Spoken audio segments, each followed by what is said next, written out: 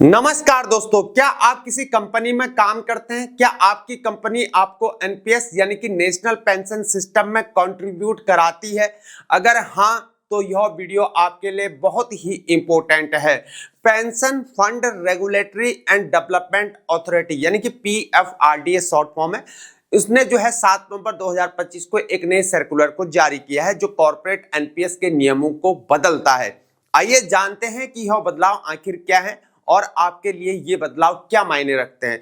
दरअसल कई कंपनियों के कर्मचारियों को पेंशन फंड चुनने और निवेश करने के तरीके को लेकर असंतुष्टि थी। कुछ स्थितियों में कंपनी पूरी तरह कंट्रीब्यूट करती है, कुछ में आधा आधा कंट्रीब्यूट होता है। ऐसी परिस्थिति में यह स्पष्ट नहीं था कि किस तरह का आखिर फंड चुना जाए, कौन सा निवेश यहाँ पर विकल्प बेहतर है, क्या कर्मचारी अपनी बात रख सकता है। तो पीएफआरडीए ने यह कहा कि भाइयों यह सब आपस में ही तय कर लो।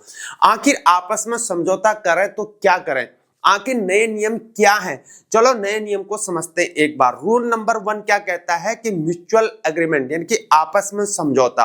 अब कंपनी और कर्मचारियों को एक औपचारिक समझौता यहां पर करना होगा और इसमें यह तय होगा कि कौन सा पेंशन फंड आखिर चुना जाए और कौन सी निवेश योजना होगी, किस तरह के एसेट क्लास में पैसा लगेगा। यह समझौता दोनों पक्षों को स्वीकार्य होना ही चाहिए। रूल नंबर 2 क्या कहता है? सालाना रिव्यू, वार्षिक समीक्षा। जो डिसीजन आप पहले लेते हो उसे साल में एक बार रिव्यू जरूर करना होगा। लेकिन ध्यान रहे मेरे दोस्तों, पेंशन दीर्घकालीन निवेश है, इसलिए पीएफआरडीए ये कहता है कि 20-30 साल का परफॉर्मेंस देखना चाहिए, 20 से 30 साल का न कि हर महीने का। शॉर्ट टर्म उतार चढ़ाव से घबराकर फैसला नहीं बदलना चाहिए। रूल नंबर 3 क्या कहता है? कर्मचारियों को अतिरिक्त आजादी दी जाए। अगर आप अपनी कंपनी के फिक्स स्कीम के बाहर कुछ अलग निवेश करना चाहते हो तो कर सकते हो, यह वॉलेंटरी होगा और आपका अपना ही पैसा होगा।